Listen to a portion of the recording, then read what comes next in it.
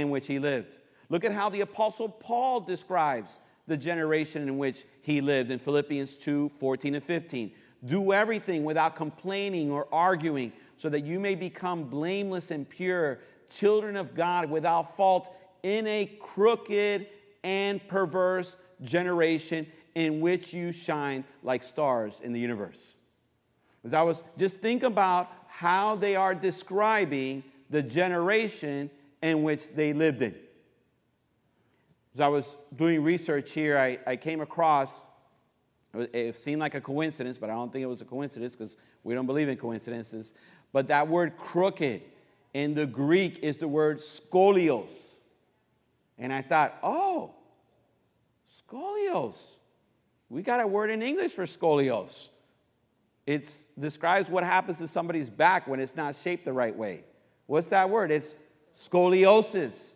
Somebody who has been diagnosed with scoliosis, what's the shape of their vertebrae in their back? And what's it shaped like?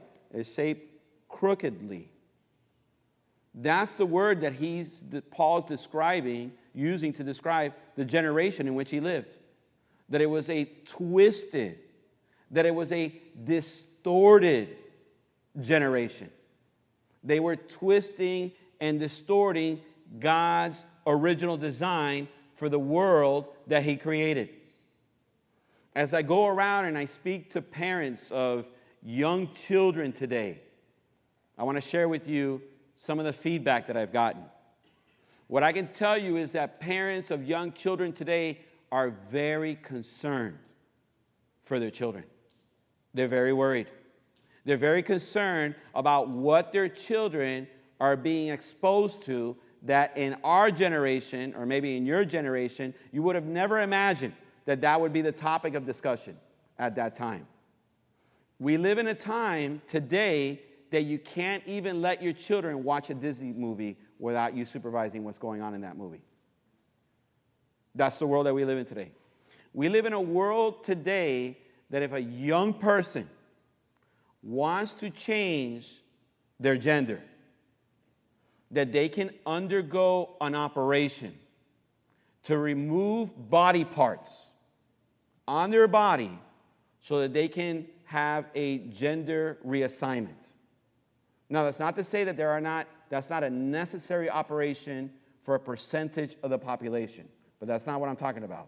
These are people that want to change their gender, and what they don't realize is that undergoing that operation is a permanent procedure. So that in 5 years later, they decide that they made a mistake and they want to go back to what they were before, that physically they will be unable to do that.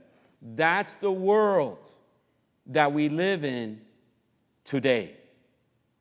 I read as young as 16 years old, there was a person who underwent a gender assignment surgery. We are living in a twisted and distorted generation.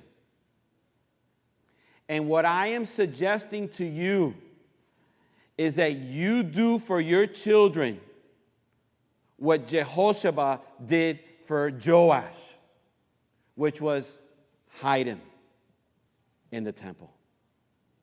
Hide your children in the house of God. All this wickedness, all this scoliosis taking place in the world all around you, but you can hide your children in the church. Look at what Jesus says in Matthew 19:14. Jesus said, "Let the children come to me, and do not hinder them, for the kingdom of heaven belongs to such as these. Don't hide your children